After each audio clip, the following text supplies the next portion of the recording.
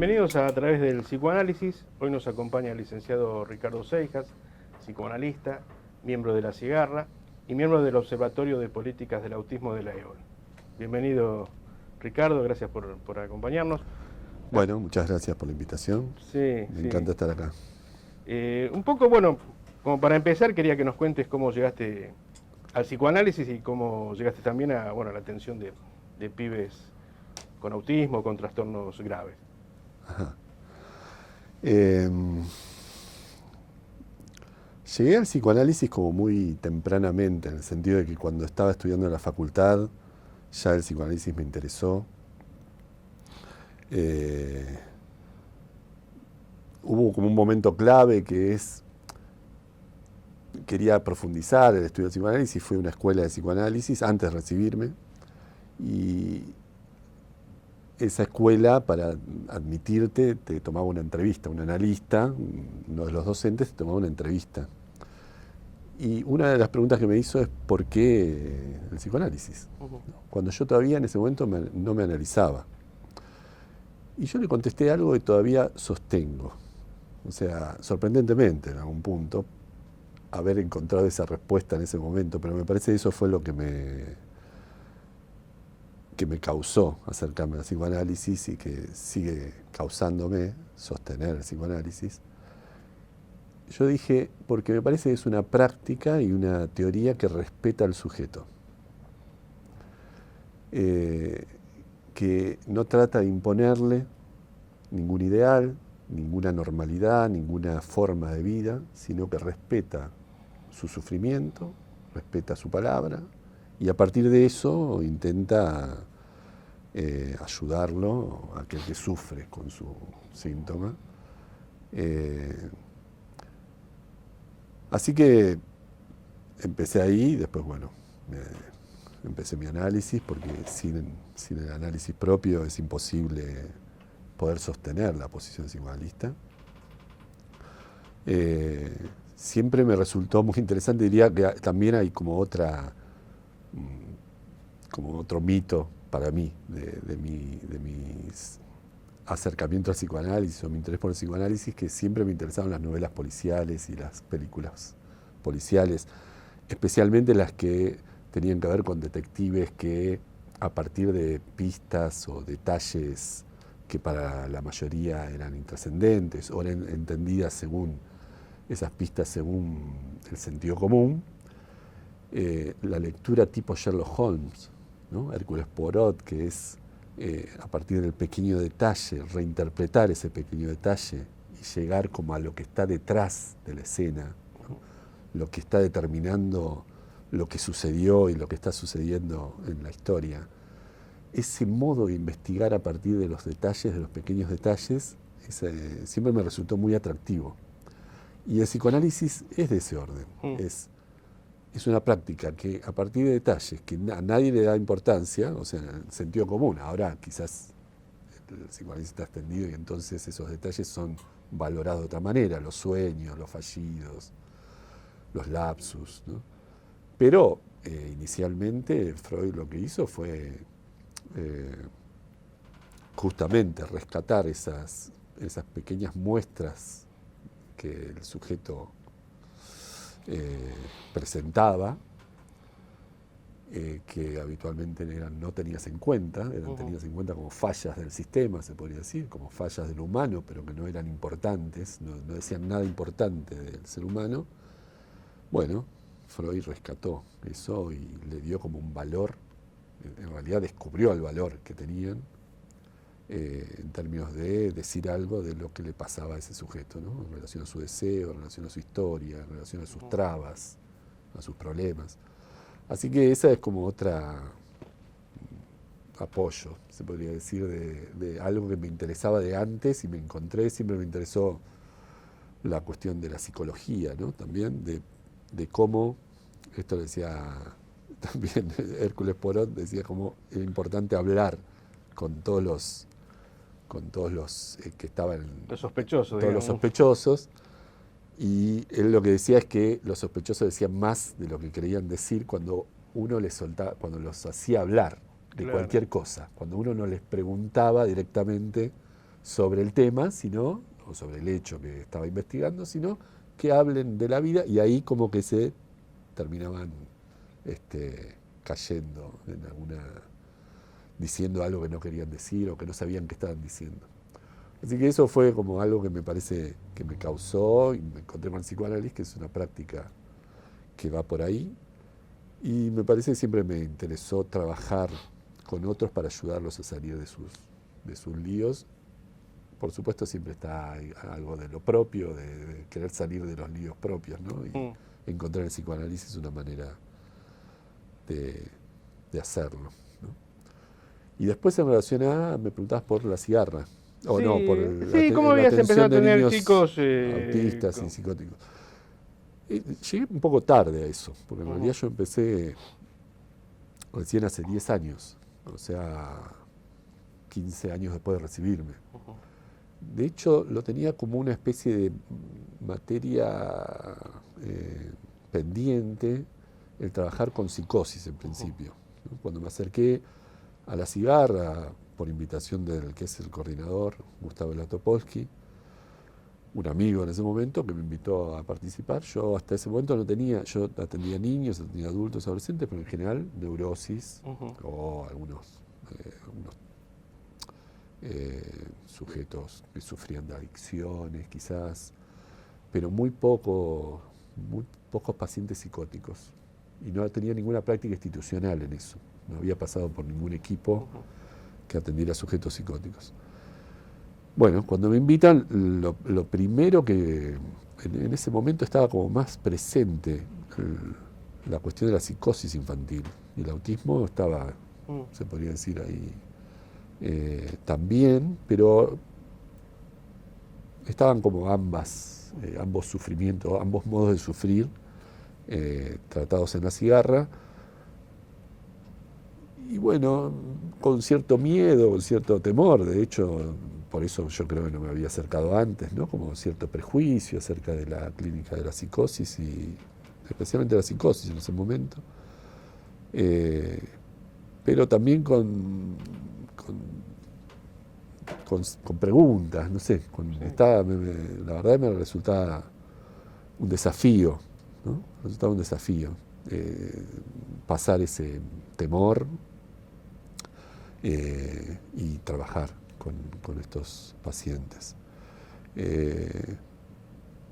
La verdad es que la cigarra es un lugar muy particular, porque medio que te largan al campo sin avisarte mucho de qué se trata, se podría decir, sin prepararte teóricamente.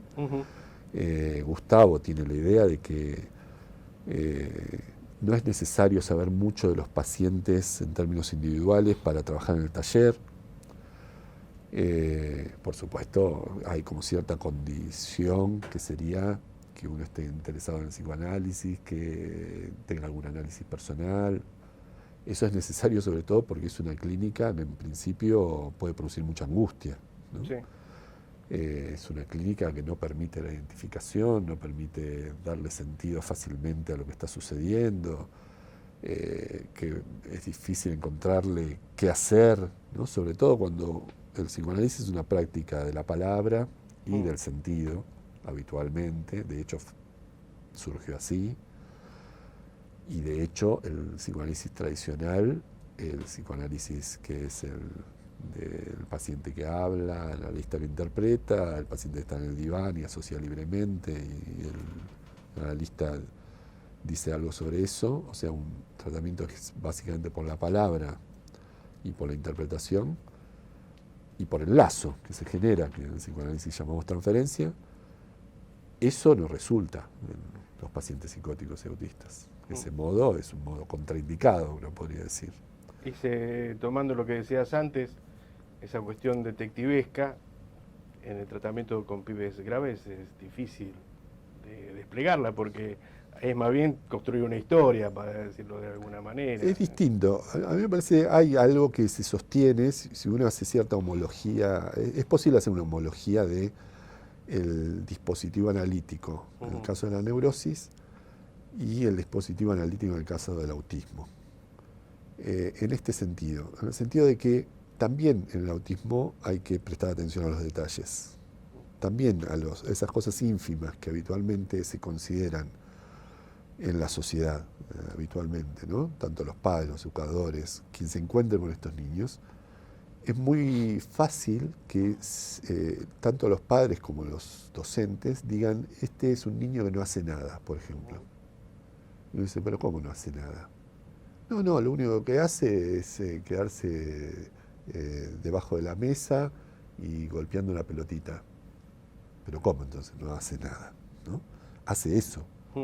Entonces, en eso se podría decir que es homólogo a lo que sucede en la neurosis, que es buscar ese pedacito que nadie le da importancia y que cree que no dice nada. Bueno, en el caso del autismo y de la psicosis infantil, también se trata de esos pequeños detalles que aparentemente no sirven de nada, no dicen nada, y sin embargo ahí uno puede decir que está la singularidad del sujeto, ya, aún cuando sea el autismo más primario, el autismo más grave, ahí está el sujeto. Lo que es diferente es que no se trata de interpretarlo. Eso, ahí está el sujeto, pero no significa que haya una historia atrás, como decís vos, ¿no? No hay una escena, no hay una ficción inconsciente a la cual hay que llegar o a la cual hay que interpretar o tratar de leer. Eso no. Entonces, está indicado encontrar el detalle, no se hace lo mismo que con la neurosis, ¿no? Lo que decías, un poco contando tu llegada a La Cigarra publica una revista que recomiendo enfáticamente, que es Entre Unos, y en el primer número escribiste un artículo que se llama Huellas, sí, que comenta, vamos a decir, cierta inquietud, no recuerdo la palabra exacta que usás, pero que te produjo comenzar a participar de un taller.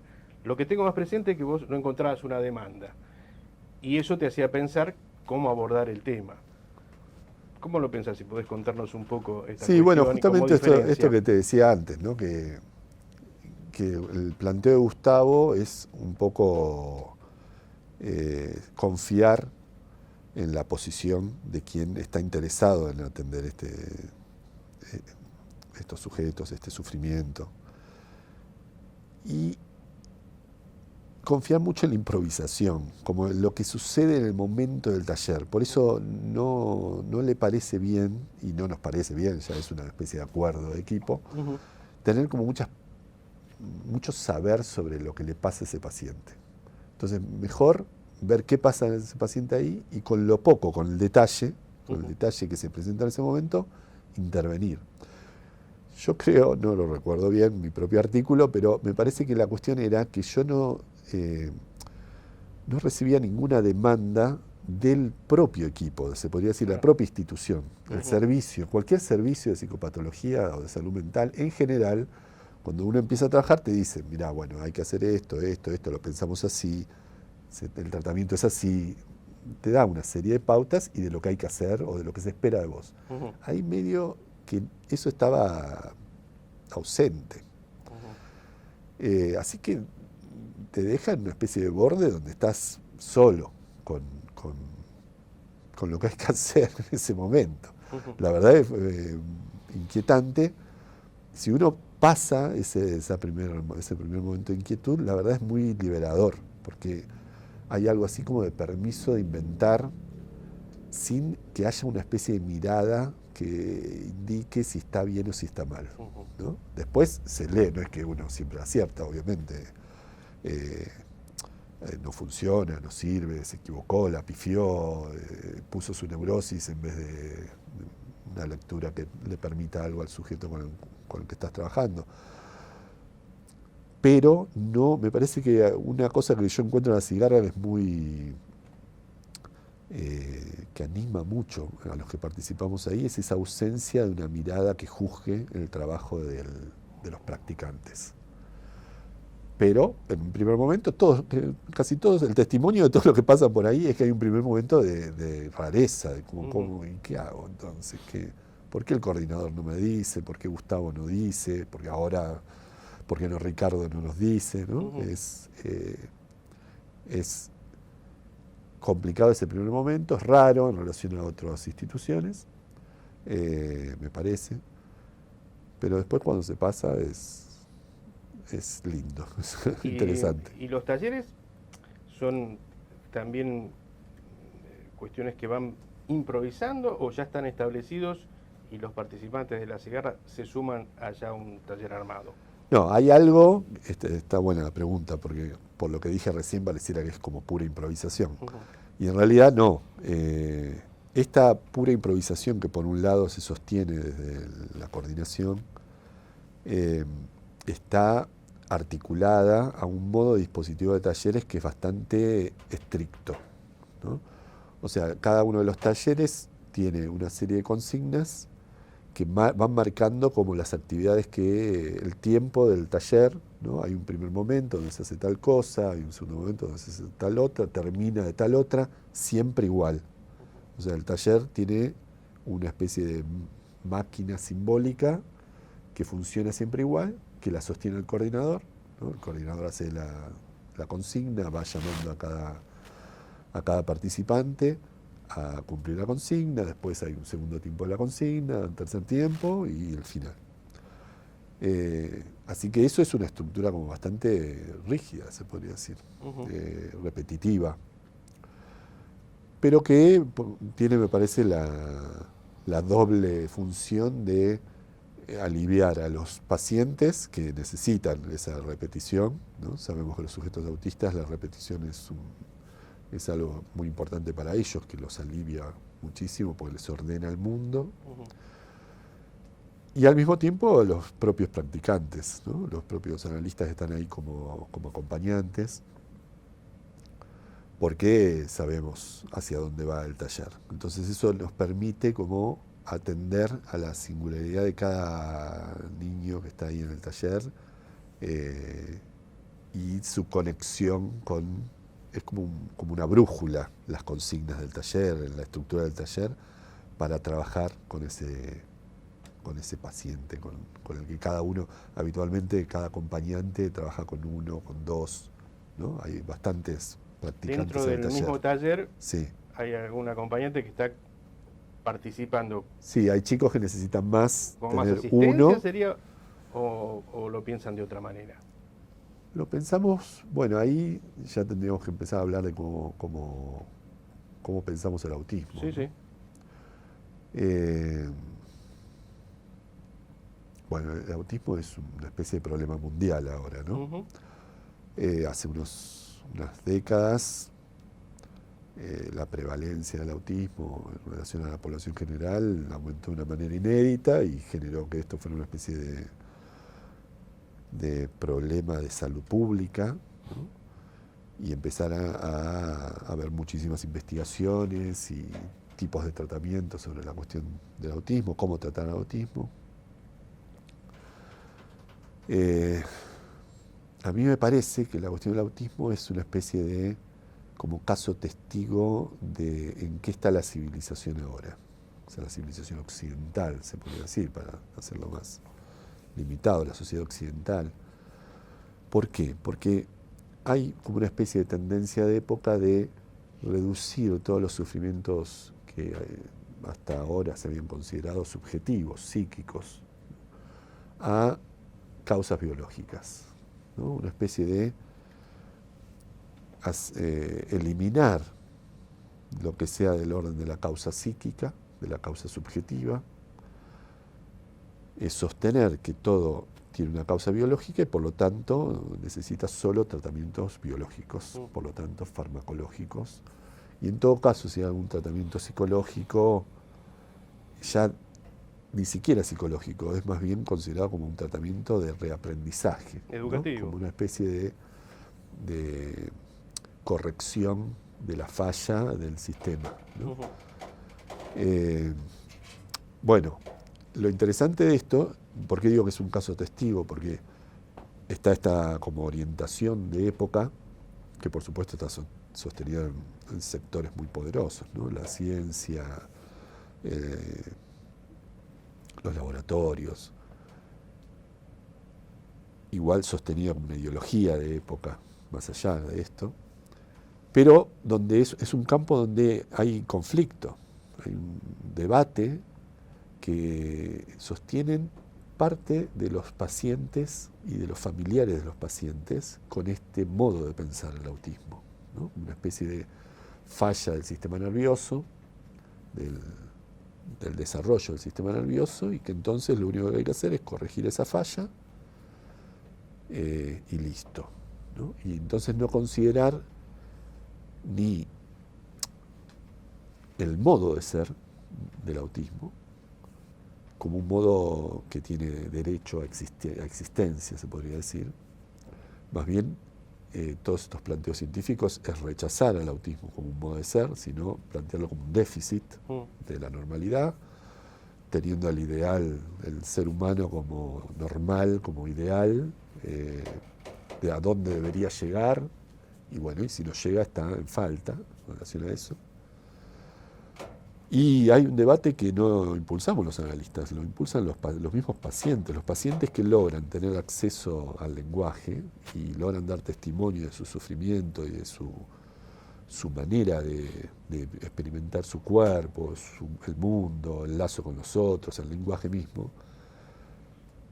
Lo que dicen es que si hay algo que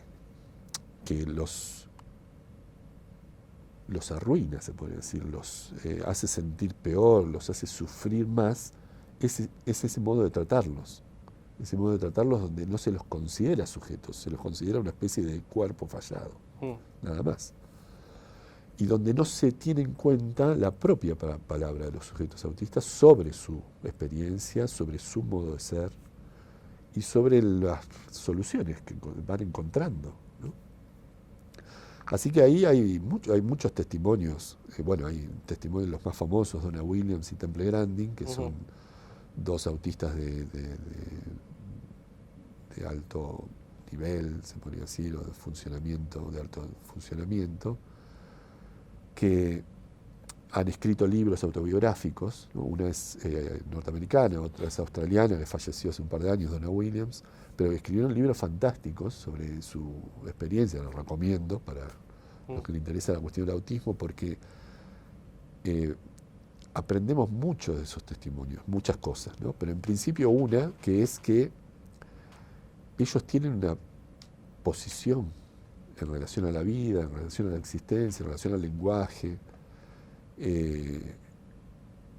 que quieren que sea respetada y que encuentran en esta modalidad de tratamiento una especie de avasallamiento, ¿no? De anulación, de intento de anulación de esa particularidad en principio de los sujetos autistas que comparten entre sí y de la singularidad de cada uno. Porque el problema, se podría decir, es que la singularidad de los sujetos autistas, cuando se expresa de una manera muy extraña para lo que ellos llaman neurotípicos, ¿no? Ellos, en este debate, lo que plantean es neurodiversidad, ¿no?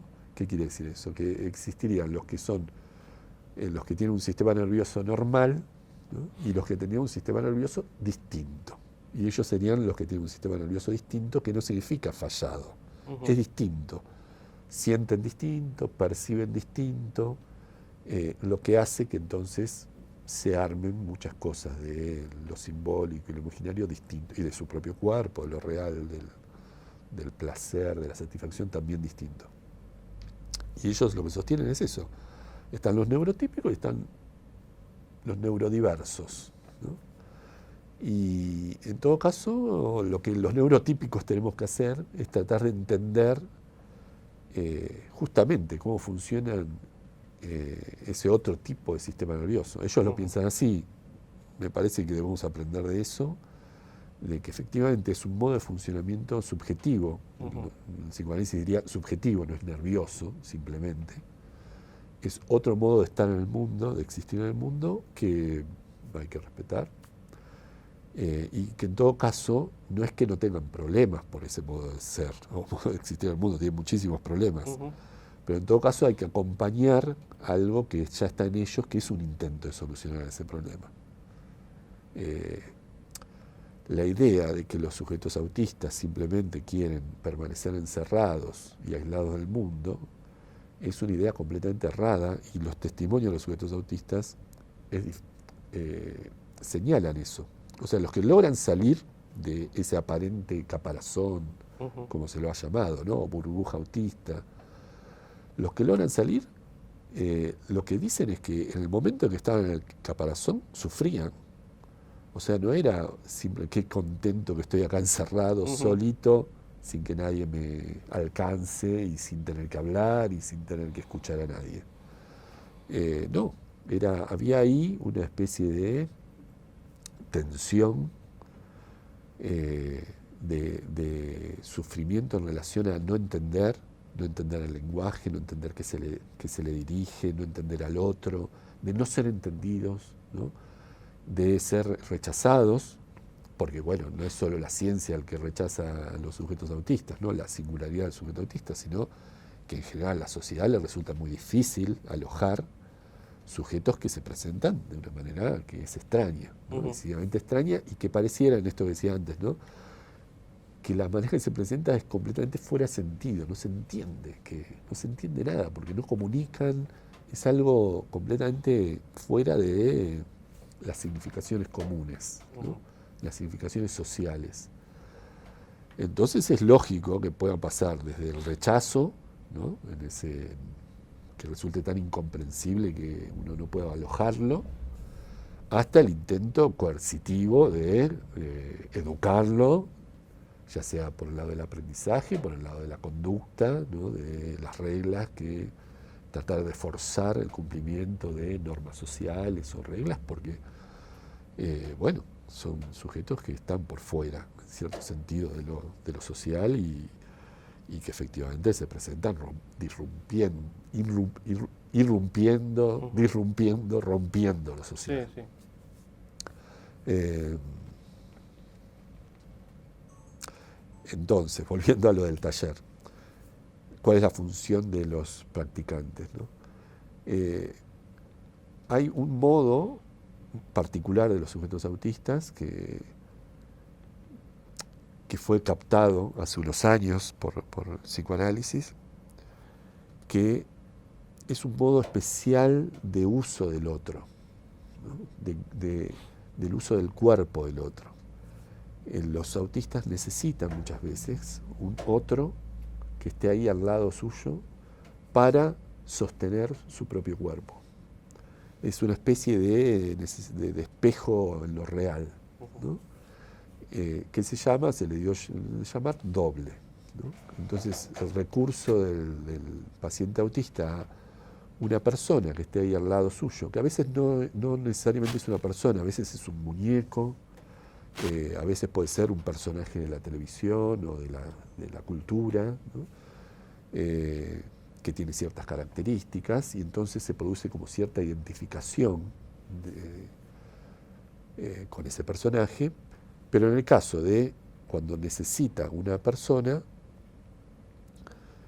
ese es el lugar que puede, en muchos casos, introducirse el analista, ¿no? El practicante, en lugar de doble, de sostener la enunciación del sujeto autista, o sea, el que no puede hablar, pero que se hace entender, y entonces es el analista el que dice algo, uno podría decir lo dice por el sujeto autista o en el lugar de, o es muy común los niños autistas que agarran en la mano del acompañante y la dirigen para hacer algo, ¿no? Porque tienen alguna cuestión de no tocar, por ejemplo, de no hacer ellos mismos, pero sí que el otro haga por ellos, o simplemente la presencia del cuerpo que los sostiene, ¿no?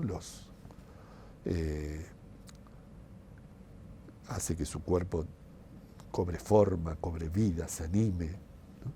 Así que esa en principio podría ser una de las funciones, la función de doble en el taller de los practicantes, ¿no? Igual es muy, diría que hay otra función que es como más, que diría que es de analista, ¿no? Como que es de escuchar ese pequeño detalle y proponer algo en relación a esa repetición, ese objeto que le interesa a ese sujeto autista. Ahí hay como un plus, no es simplemente dejarse usar, ¿no? por el autista para sostenerse, ya sea la enunciación o la acción, sino a intervenir agregando algo, ¿no?, en relación a lo que el autista en ese momento está interesado, se podría decir, ¿no? Hay un artículo que escribiste con Gustavo Slatopolsky, sobre la escritura de los síntomas.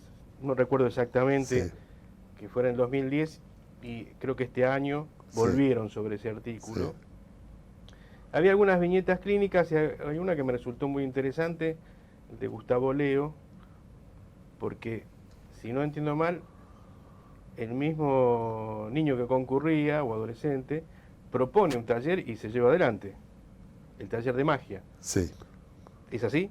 es así. Sí. Hay algo que surge en el análisis de ese chico, que es que él se considera a sí mismo un mago, ¿no?, con una especie de certeza psicótica, ¿no?, de ser el mago sin hacer nada para ser mago. Ujú. Esto es escuchado por el analista, y el analista se le ocurre proponerle a él de hacer un taller de magia, donde él entonces no forma parte del taller como un participante más, sino que forma parte de la coordinación. Esto es para él algo que le hace hacer un salto subjetivo, ¿no? El analista lo comprueba, ¿no? En principio él sostiene estas consignas, ¿no? Hay una consigna del taller de magia que es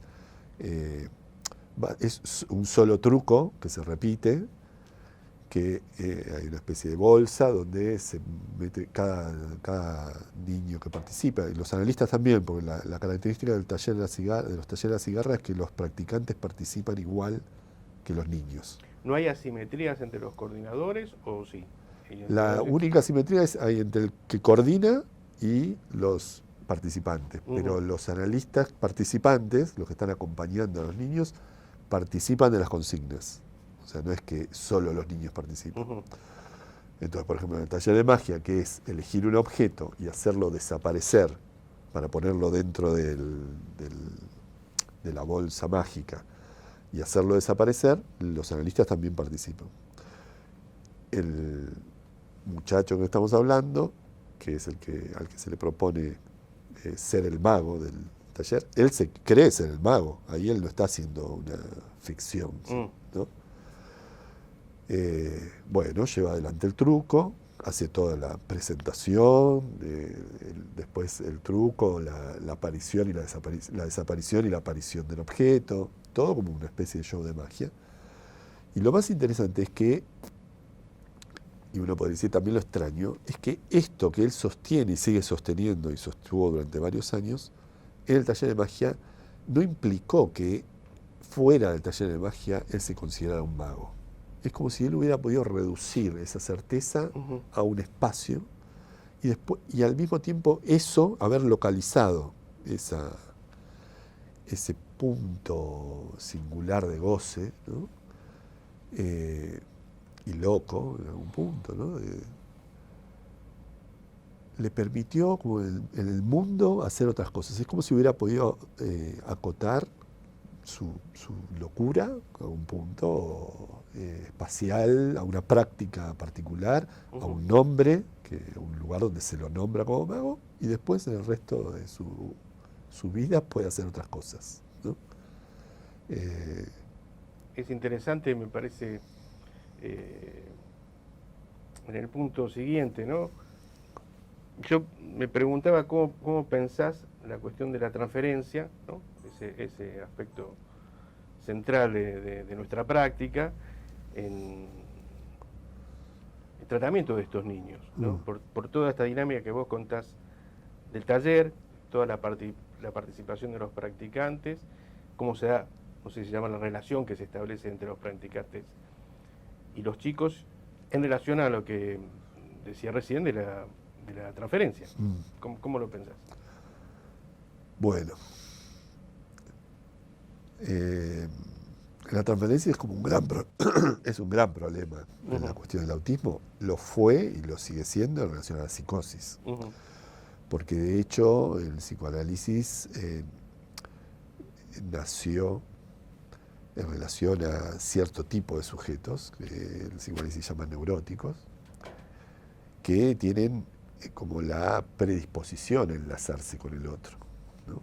Tienen una predisposición a confiar en el otro, en que el otro sabe, en que el otro tiene algo que el sujeto no tiene, por lo tanto tiene esa predisposición de ir a buscar en el otro eso que no tiene, ya sea del lado del amor, del lado del saber.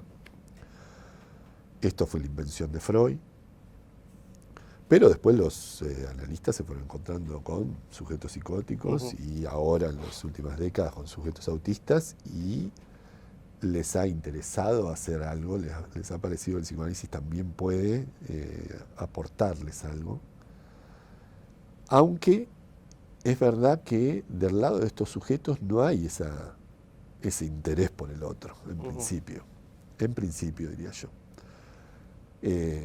Bueno, en el caso de los sujetos psicóticos es muy claro que no creen que el saber está en otro, sino que está en ellos mismos. Lo que les pasa cuando logran organizarse y poder decir algo de lo que les pasa, de su sufrimiento y de sus sensaciones y de sus vivencias, construyen un saber sobre eso, ¿no? Entonces el lugar del analista ahí no es aportar un saber, aportar una interpretación. Los sujetos psicóticos, sin embargo, quieren hablar con otro. No es que eso les impide o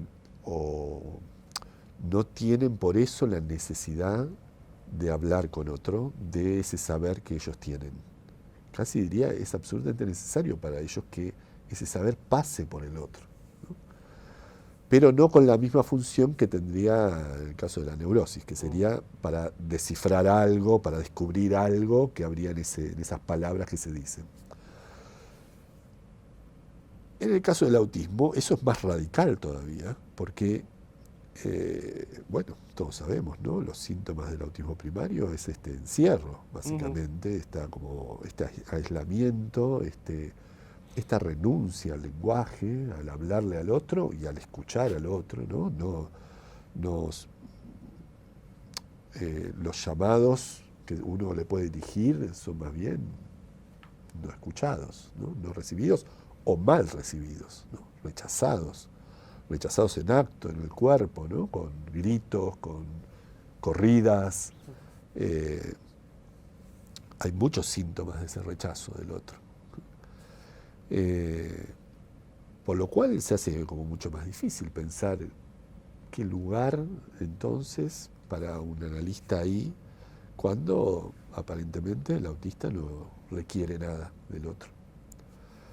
Sin embargo, lo que es claro que cuando uno se dirige a ellos de una determinada manera, esto por supuesto no solo los analistas lo hemos comprobado, ¿no? Los educadores, los docentes, los padres que han logrado un modo especial de acercamiento a sus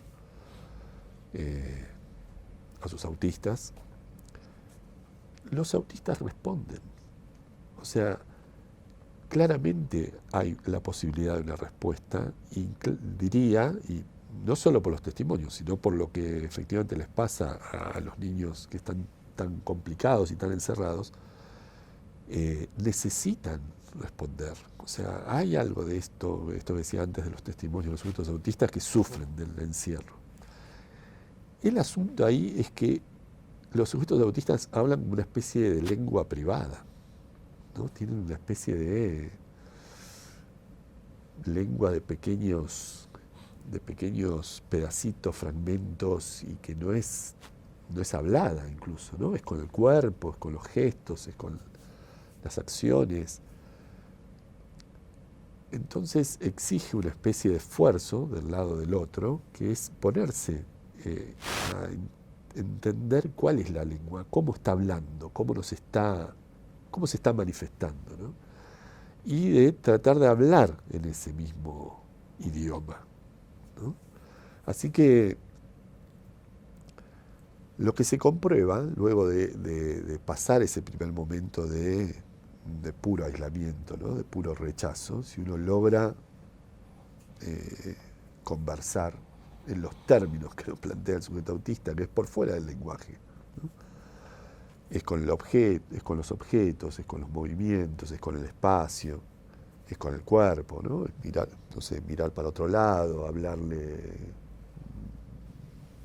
al techo, quedarse callado, es ofrecer un objeto, una pelotita y mirar para otro lado, es cantar, no sé, pero habitualmente es esto, es fuera de sentido, ¿no? Fuera de la idea de comunicación que uno puede tener. Cuando se logra eso, son muchos los casos de sujetos autistas que arman un lazo especial con el analista. Bueno, de nuevo, no solo con el analista, con el educador, con el padre, con la madre, con el hermano. Entiendo que vos decís que esa posición es fundamental, la posición que toma el analista en no tener una actitud, no sé si llamar invasiva o muy dirigida al sujeto que padece el autismo, permite que eso se pueda desplegar. Sí, sí, porque el problema es que los sujetos autistas son muy sensibles. Si algo podemos decir de ellos es que son muy sensibles. Digo, para poder ponernos como en su piel, ¿no? Digo, estos que ellos dicen, que tenemos que tratar de entenderlos, qué les pasa. Tenemos que tratar de imaginarnos un poco como su mundo, ¿no? Su forma de estar en el mundo. Y una de las maneras que yo encontré es pensarlos como seres muy sensibles, ¿no? Pero muy sensibles a un punto extremo, porque muy sensibles a todas las sensaciones del mundo, todo lo que le puede venir al mundo en términos de percepción, o sea, en términos de luz, en términos de ruido, en términos de olor, en términos de sensación táctil, cosas que habitualmente los neurotípicos, ¿no? Los sujetos neuróticos, los sujetos psicóticos, consideramos anodinas, integramos de algún modo, entendemos, son percepciones que incluso ni les prestamos atención, ¿no? Estamos acá, pasa un camión por la calle y su ruido ni siquiera percibimos, no lo registramos, sin embargo el ruido está, ¿no? Simplemente nosotros tenemos una manera de hacer con ese ruido que no nos invade, no nos afecta en el cuerpo. Logramos recortarlo, darle poca importancia, se podría decir, se pierde. Logramos perder percepciones todo el tiempo. Los sujetos autistas pareciera que tienen una sensibilidad tal que no pueden perder ninguna percepción. Entonces hay algo así invasivo de cualquier sensación. Entonces, un rayo de luz, un ruidito, y aparte tampoco tiene que ver con la normalidad, ¿no? No es que tiene que ser mucho ruido, mucha luz, no, eso es según nuestros parámetros. Para ellos, quizás una luz azul no les hace nada y una luz roja los vuelve locos, ¿no? El ruido de un motor en la calle los vuelve locos, alguien que le grita al lado no les afecta. O sea, hay algo muy fuera de norma en relación a cómo sienten el mundo. Y eso incluye a las personas. O sea, eso incluye la forma de dirigirse de las personas, que uno dice, bueno, hablarle. ¿Por qué hablarle? Llamarlo, eso lo va a volver loco. O eso lo va a irritar tanto, o lo va a desarmar, o lo va a considerar invasivo. Y sin embargo es así. Si uno le dirige a veces directamente un llamado muy afectivo, si uno le grita, si uno lo mira, ¿no? Cualquier expresión que habitualmente otros considerarían como algo aceptable, normal, ¿no? A ellos les resulta absolutamente invasivo. Pero no, ni siquiera invasivo tiene la idea de que hay un territorio a invadir, ¿no? Un territorio bien definido. Pero en realidad yo creo que los sujetos autistas más bien tienen el problema de que no tienen un territorio bien definido, que cuando se los invade, más bien lo que tiende a suceder es que se desarman, porque de hecho no sienten un cuerpo como lo sentimos nosotros, ¿no? Con esa sensación de que uno tiene una especie de estructura, de unidad, de adentro y de afuera, bien definidos, que por supuesto hay momentos, tanto el neurótico como el psicótico, que eso se altera y la angustia invade y la angustia desarma el cuerpo, la sensación de unidad. Pero en el caso de ellos, hasta que se puede pescar por dónde, cuáles son los puntos que lo desarman, muchas cosas los desarman. Así que es lógico que reaccionen muy mal. Digo, cuando los chicos autistas reaccionan y salen corriendo de una manera enloquecida, o se ponen a gritar, esos alaridos que uno dice, ¿qué pasó?, ¿no? O se pegan a sí mismos, o se golpean contra la pared, ¿no? O van y golpean al otro, ¿no? Todo ese tipo de reacciones son reacciones defensivas. Yo creo que hay que considerarlos así. Tienen su razón de ser.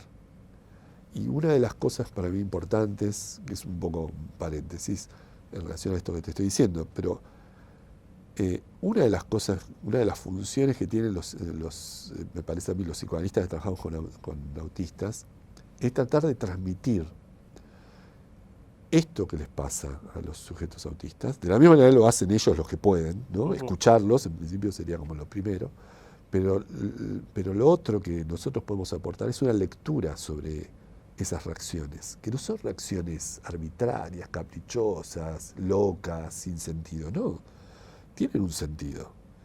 Es que en ese momento donde los sujetos autistas reaccionan de ese modo, les pasó algo que los está desarmando, los está fragmentando, los está pasando por encima. Entonces reaccionan para defender su posición de sujetos, no quieren ser avasallados. Ricardo, ¿cómo es la participación de los autistas en los talleres de La Cigarra y por qué piensan que el taller es una vía posible de tratamiento de los chicos con esta estructura subjetiva? Bueno, en principio algo que es importante aclarar es que la verdad la mayoría de los pacientes que están en La Cigarra no están en los talleres. O sea, hay muchos pacientes en tratamiento individual. Y hay algunos pacientes de todos esos que participan en los talleres. Disculpame, ¿hacen algún tipo de admisión para que participen en los talleres? ¿Son las circunstancias clínicas? No, depende de la decisión del analista. No hay una especie de admisión general. La admisión a La Cigarra siempre deriva a un análisis individual y del análisis individual se decide si participa o no participa de los talleres. Así que el dispositivo de talleres es para algunos pacientes. También es cierto que no funciona como un hospital de día donde hay una cantidad de horas determinadas donde los niños tienen que estar de 9 a 1, de 13 a 17. Funciona como unos dispositivos colectivos, grupales, que acompañan el tratamiento individual, ¿no? A veces puede pasar que vengan niños de otros lados que tienen su tratamiento individual en otro equipo, por ejemplo, en un equipo de niños o en otra institución, un analista que lo atiende en su consultorio y lo deriva, y también lo aceptamos siempre que conozcamos al analista, tengamos alguna relación con el cual podamos trabajar, ¿no? Ahora, el dispositivo en sí mismo, en realidad, se origina de la idea de que el hospital de día necesariamente tiene que tener un dispositivo colectivo, ¿no? Hay que confesar que parte de ese planteo tradicional del hospital de día, ¿no? De que hay un espacio grupal donde están todos los chicos juntos haciendo algo. Al principio era bastante, según cuenta Gustavo, bastante caótico, como muy difícil de encontrar qué hacer. Pero no dejaba de ser simplemente eso, que los niños estuvieran en un espacio porque no podían estar en sus casas y necesitaban estar en un lugar cuidados con alguien profesional, pero no había una meta específica del taller. paulatinamente se fue encontrando con este modo de trabajar, de plantear una consigna de trabajo bien esquematizada. Es una especie de oferta a las consignas, ¿no? Una oferta a expresarse, básicamente, se podría decir, a manifestarse de cada sujeto, siempre en términos singulares. Siempre es la idea de, es en un espacio colectivo, pero que cada sujeto manifieste por su cuenta y es convocado, siempre cada uno a cumplir con la consigna. No hay una consigna general y vemos quién la cumple. No, todos tienen que cumplir. Después, cada uno la cumple a su manera. Algunos no la cumplen, obviamente, se quedan sentados y no responden. Y siguen participando del taller. Sí, porque lo que hemos comprobado, se podría decir, que esa paciencia, esa espera, ese permanecer en el taller, aunque aparentemente no hagan nada o no registren, no respondan a la consigna, igual produce efectos. El esperar, se podría decir, ¿no? El aceptar esa forma de manifestación.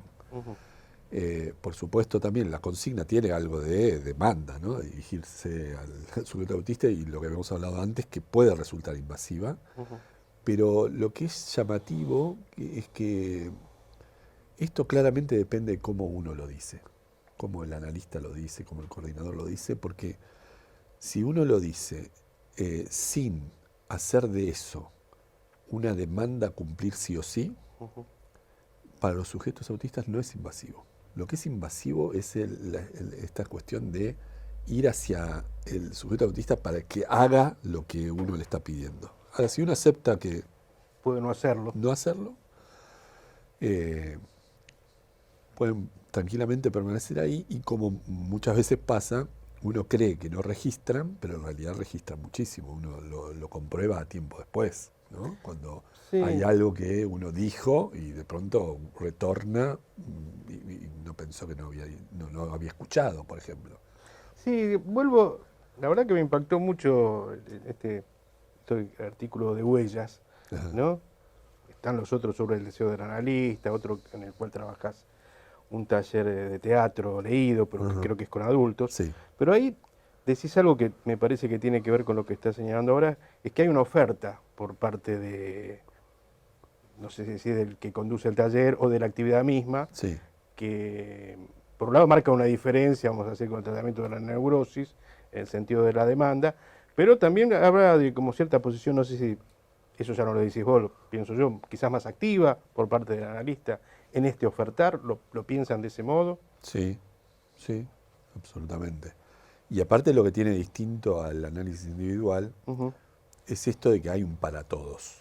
O sea, lo que se pone en juego en el taller es el encuentro de estos sujetos con algo que es para todos igual, ¿no? En el análisis eso es imposible de poner en juego, porque efectivamente está el sujeto autista, el analista, y se acabó. En cambio, en el dispositivo, ese encuentro con el para todos como oferta, ¿no? Como ponerse en contacto con ese para todos, cuando es una oferta y un deseo, ¿no? Ahí en juego. Y la cuestión es si el sujeto consiente o no a eso. Y efectivamente, cuando se oferta de esta manera, muchos sujetos terminan consintiendo a tomar la palabra, a expresarse, a salir del encierro, a armarse, a conectarse con el otro. Pensamos, es una especie de oferta a que los sujetos encuentren material, por un lado, se pongan en juego en relación a esto del para todos, y en todo caso es una especie de... Habitualmente se dice forzamiento, a mí no me gusta forzamiento, me gusta oferta, es una oferta al lazo con el otro, ¿no? Respetando absolutamente la singularidad de cada uno, por lo tanto los tiempos de cada uno, y aparte es como un modo, como si uno ofertara un espacio inmaterial para localizar algo de lo que yo llamaría, antes yo había dicho los sujetos autistas son muy sensibles y les pasa esto de que todo los abruma, es un mundo caótico el que sufren, el que sienten. La otra manera de pensar los sujetos autistas para ponerse en su piel es que no tienen manera de regular las cargas energéticas, ¿no? Lo que en el psicoanálisis decimos el goce, ¿no? Que es una especie de satisfacción en relación al cuerpo, una satisfacción que muchas veces puede ser paradójica, no necesariamente una satisfacción placentera, sino que el psicoanálisis descubrió que hay una satisfacción que a veces no se siente como placer, pero que sí está ahí, está en la repetición, en que se vuelve sobre lo mismo. En el caso del autismo tienen un problema con esta carga de goce o esta carga de satisfacción corporal porque no tienen manera de regularla. No hay manera de regularla. Entonces de pronto esto carga demasiado el cuerpo y necesitan hacer algo con eso para sacárselo de encima, ¿no? Es algo que también los desarma. Va en relación a lo que hablábamos antes del mundo que se les viene encima y los desarma, ¿no? Es otro modo de pensarlo, ¿no? A veces como esa excitación que les agarra, algo que se nota mucho en el cuerpo, en los movimientos. Eso, que está como completamente caótico, la manera en que encuentran ellos mismos, la invención que hacen ellos mismos para regularlo, ordenarlo, es localizarlo en algún punto de la realidad se podría decir, ¿no? Por eso, veamos simplemente cuáles son las soluciones autistas, ¿no? ¿Qué inventan ellos para tratar de regular el mundo, el caos y este mundo interno desregulado? ¿Qué hacen? Una de las cosas que hacen es repetir. O sea, agarran una palabra y la repiten, un canto, una acción, ¿no?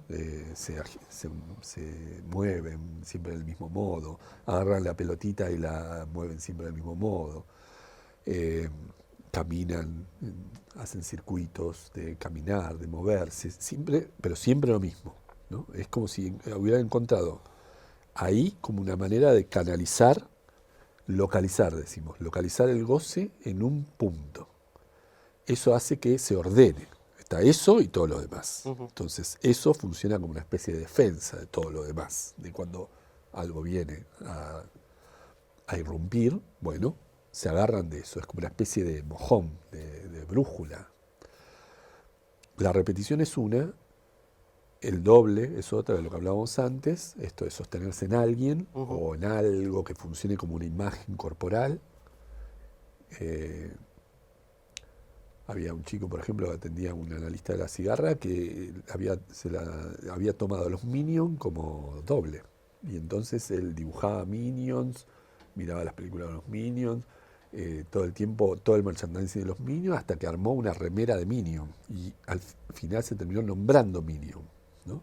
Y esto no era sin consecuencias sobre esta regulación del goce, porque los Minions son sujetos que se mueven mucho, ¿no? Y que tienen una cosa de reírse y enojarse, y algo de eso a él le permitía como darse cuenta cuando estaba enojado y cuando estaba contento. Le empezó a ordenar algo de los afectos, o sea que no era solo una cosa de imagen y de ser Minion que le armaba y lo animaba, sino también como de regular también la cuestión del enojo y de la alegría. Pero bueno, entonces estamos la repetición, el doble, los objetos autistas, ¿no? Los autísticos, que es que no pueden separarse de algún objeto. Eso también funciona como si fuera una especie de condensador de energía, ¿no? Se concentra ahí, también localiza, y es absolutamente fundamental. Todas estas soluciones son, y qué es lo que no entienden la gente que lo plantea desde la cuestión de la falla del sistema nervioso. Todas estas cosas son consideradas como fallas y en general apuntan a eliminarlas y no se dan cuenta que son las soluciones que van encontrando los sujetos autistas para justamente armarse, defenderse de este caos en el que están. Así que los talleres funcionan un poco como ofrecer, se podría decir, letras para ahí se enganche cada uno según su manera, ¿no? escribir en el pizarrón, dibujar en el pizarrón, que un objeto aparezca y desaparezca, que hacer sombras con el propio cuerpo, hacer sonidos y hacer un taller de música y entonces que cada uno cante. Bueno, a algunos les viene mejor una cosa, otra, pero funciona como una especie de gran oferta de materiales para que los tomen y vayan como ubicando algo de todo esto, ¿no? De por dónde repetir, por dónde, qué objeto tomar, con la idea de en algún momento desprenderse de eso, ¿no? Porque no es que el psicoanálisis propone acompañar al autista y mantenerlo en donde está. En realidad el psicoanálisis hace como un doble movimiento, que es, por un lado, respetar estas defensas, ¿no? Se puede pensar todo esto como defensas, como modos de organizarse en contra del caos que los abruma y de esta energía que los pasa por encima. Pero no deja de ser soluciones que los hacen sufrir, de esto que hablábamos antes, del encierro. Así que el psicoanálisis sostiene la defensa porque es respetar la invención del sujeto y al mismo tiempo trata de desacomodarla un poquito. Trata de ofrecer algo más para permitirle a ese sujeto autista salir de esa solución que no deja de ser una especie de rechazo de sí mismo. No es una solución que no le permite el acceso al lenguaje, que no le permite básicamente a vivir una vida donde él pueda disfrutar y efectivamente poner su singularidad en juego con el otro, ¿no? Que efectivamente lo terminan haciendo, lo hacen de una manera particular, a su manera autista, pero hay muchos casos de sujetos autistas que logran salir de ese autismo primario, acceden al lenguaje, acceden al lazo con el otro, incluso acceden a una relación amorosa con el otro, e incluso encuentran un lugar en el mundo simbólico, en el mundo del saber. Así que es repetición, objeto autista, doble, como primeras soluciones, apuntando a que se construya en un momento un interés específico, que es lo que se ha encontrado, muchos autistas testimonian de eso, ¿no? Encuentran un interés con el cual, a partir del cual logran conectarse con la adquisición de saber, logran conectarse con una práctica, inventan un lugar ahí, un lugar propio, y con eso logran conectarse y ocupar un lugar en el mundo. El taller es eso, es una oferta de letras y de una posición que les permita vivir eso, escuchar la oferta, se podría decir, ¿no? Que no sea invasiva, que sea con esta idea de que hay que respetar los tiempos y la decisión. Hay decisiones en ese sujeto autista que no quiere hablar. Bueno, se la respeta, se ofrece otra cosa, pero mientras tanto se acepta eso. Y esa aceptación es lo que me parece que hace que el sujeto autista dice, bueno, con estos tipos capaz que se puede hacer algo más, ¿no? Y Ricardo, ¿cómo piensan el trabajo con la familia, si es que trabajan con la familia? ¿Qué lugar tiene el dispositivo? Bueno, eso, ahora, este año justo hubo la idea de armar un taller de padres que al final terminó siendo un taller de madres, ¿no? Porque las que participaron fueron todas madres de pacientes. Hasta ahora no había habido un dispositivo para trabajar con los padres especialmente, salvo las entrevistas que se hacen en los tratamientos individuales. ¿Se hacen con cierta frecuencia? Eso depende mucho de cada tratamiento, pero sí se hace porque efectivamente los padres, es fundamental trabajar con los padres porque son ellos los que principalmente, se puede decir, están preocupados por ese niño, desean que algo pase distinto con ese niño, obviamente sostienen el tratamiento y efectivamente están comprometidos subjetivamente con ese sufrimiento, son los que señalan que ahí hay un problema y que hay que resolverlo, y a su vez están con su propia angustia en relación a ese sufrimiento y a sus propios sufrimientos, ¿no? que conectan con el del niño. Así que muchas veces se dan situaciones de trabajar incluso más allá de la problemática del niño, ¿no? De lo que pasa con el niño. Una de las cosas es trabajar en términos de esta lectura de qué significan estos síntomas de cada niño, de que tienen un valor y que entonces hay que trabajar con eso aceptándolo, con la paciencia, con la idea de que ahí hay que ofertar y no imponer.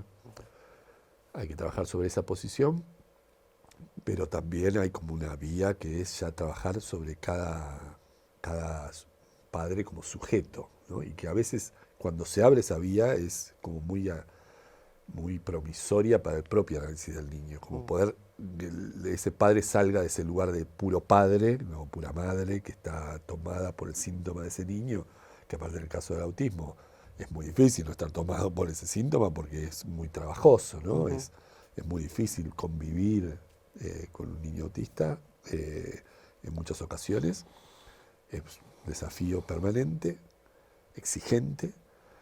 Bueno, cuando salen de ese lugar y pueden hablar como sujetos deseantes más allá del niño, a veces viene muy bien.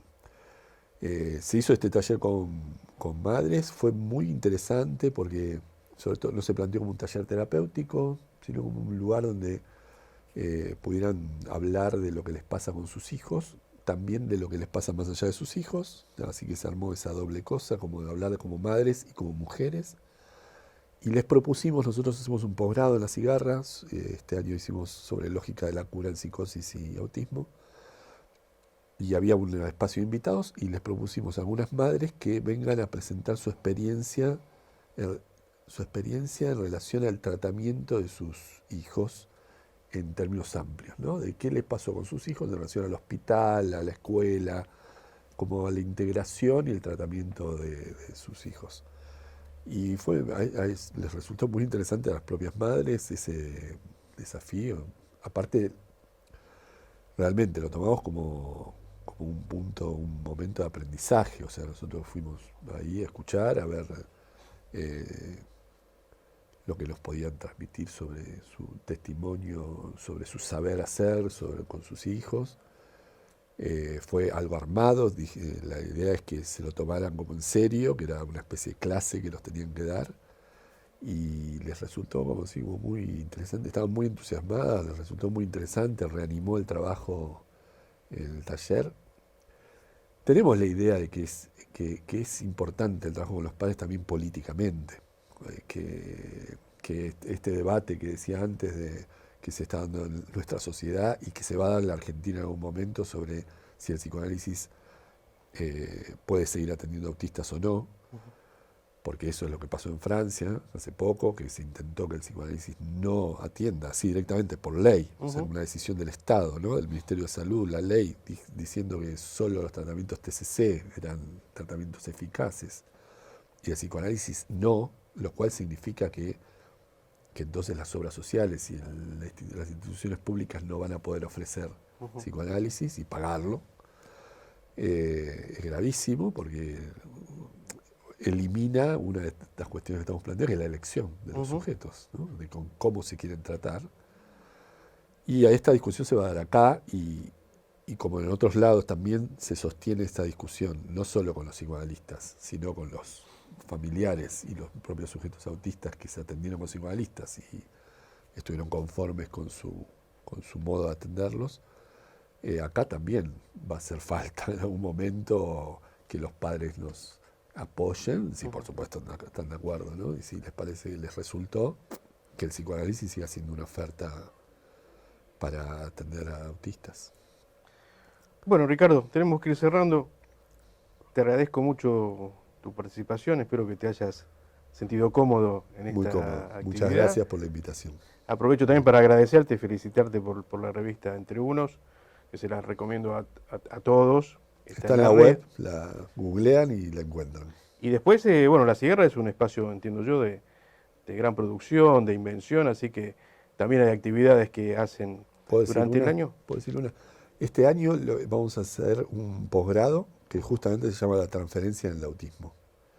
Es un posgrado anual que tiene prácticas, así que si les interesa, no es solo para psicólogos, sino para todo profesionales. Sí, es un curso para profesionales Así que todo el que le interese la cuestión de la transferencia, el autismo, obviamente es una lectura del psicoanálisis. Trabajamos teoría y hay la posibilidad de participar en los talleres como practicantes, como ayudantes. Así que están ¿Y invitados. cómo pueden anotarse si quieren participar de los cursos? ¿Hay una Hay página? una página de Facebook que Ujú. se llama Cursos La Cigarra. El Gmail es cursoslacigarra@gmail.com. Mandan un mail ahí y les informamos de cuáles son las características, los requisitos, todos los horarios, todo eso. Bueno, muchas gracias, Ricardo, y No, bueno, gracias a ustedes. los esperamos en la próxima.